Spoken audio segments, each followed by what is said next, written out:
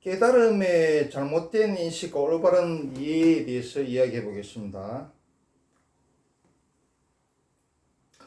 불교의 근본 교리에 입각해서 볼 때 깨달음은 연기법의 이치를 알았다는 것으로, 이것을 알므로써 자신의 괴로움을 벗어날 수 있었다는 것은 불교의 근본 정설이라고 생각됩니다.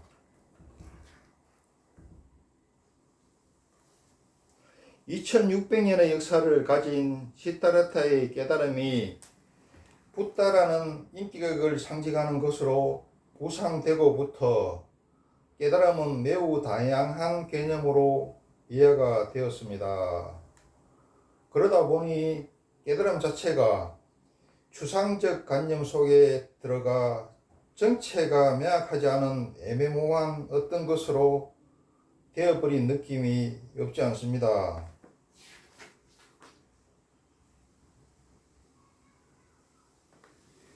깨달음이 그렇게 너무 형이상학적인 차원에서 과대하게 수식되어야 하는가 하는 의문도 때로 일어났습니다.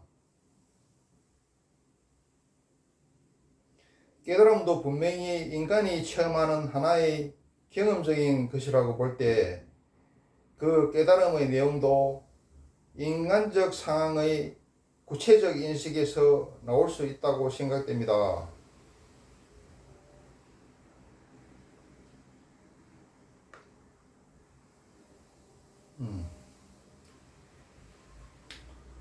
성가에서 깨달음을 설명한다는 것은 불가능하다, 어느 도단이다, 심행첨멸이다.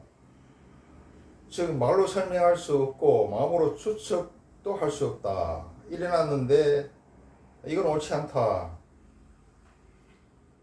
깨달음에 대한 생각을 근기하면 사실 깨달음에 대한 상황 설정도 있을 수 없으며, 설사 대선 경전처럼 과장법적인 수사를 하더라도 오히려 오리무중이 되어 인식의 차원에서 감을 잡을 수 없게 되어버릴 것입니다.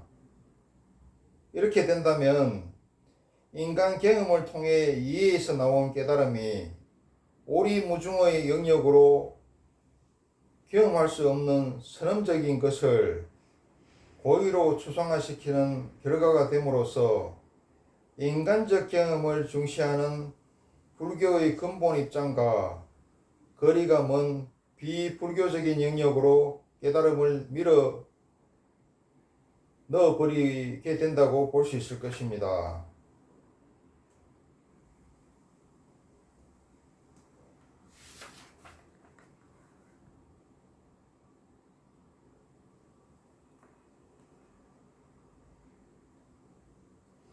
대乘불교가 일어나고부터 사성제나 연기법을 통하여 깨달음을 얻은 자들을 고의로 평가절하하기 시작합니다. 소위 성문이나 영각, 곧 이성들은 소성이라는 불명예스러운 이름을 뒤집어 씌우며 대성을 모르는 어리석은 수행자로 매도합니다. 참으로 아이러니컬한 일입니다.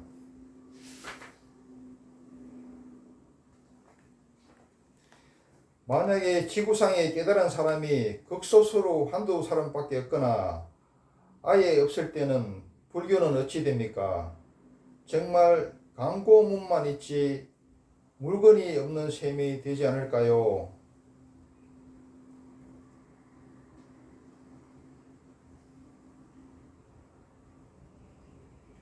나는 부처님의 가르침이 경전 속에 남아있으니 그 가르침을 진정한 마음으로 실천해 간다면 불교는 아무 문제가 없다고 보고 싶습니다. 부처님의 깨달음을 바로 이해하고 그 이해를 바탕으로 인간적 성숙을 도모해 나가는 수행의 모습이 나타나면 된다는 것이지요.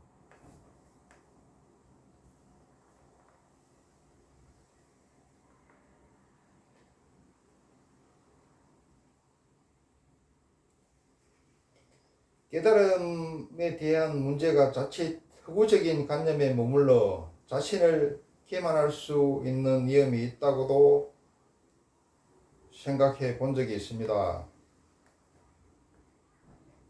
근데 이 불교를 이렇게 너무 좋고 사랑하고 제대로 알고 제대로 된 방향으로 나아가고자 하니까 이런 글들을 쓰고 말을 하는 겁니다. 근데 뭐 다른 종교에서는 불교 자기 종교나 교주에 대해서 비판을 할 수 없죠. 그런데 불교의 장점이 뭐냐면은 자기 교주라든지 그 법에 대해서도 얼마든지 비판을 하고 새로운 생각들을 이야기할 수 있습니다. 그게 불교의 장점이고 불교가 시공이 바뀌어도 계속 발전해 온 원동력이 아닌가 그렇게 생각합니다. 우리 깨버려름에 대한 잘못된 인식을 바뀌는 계기가 되었으면 좋겠습니다.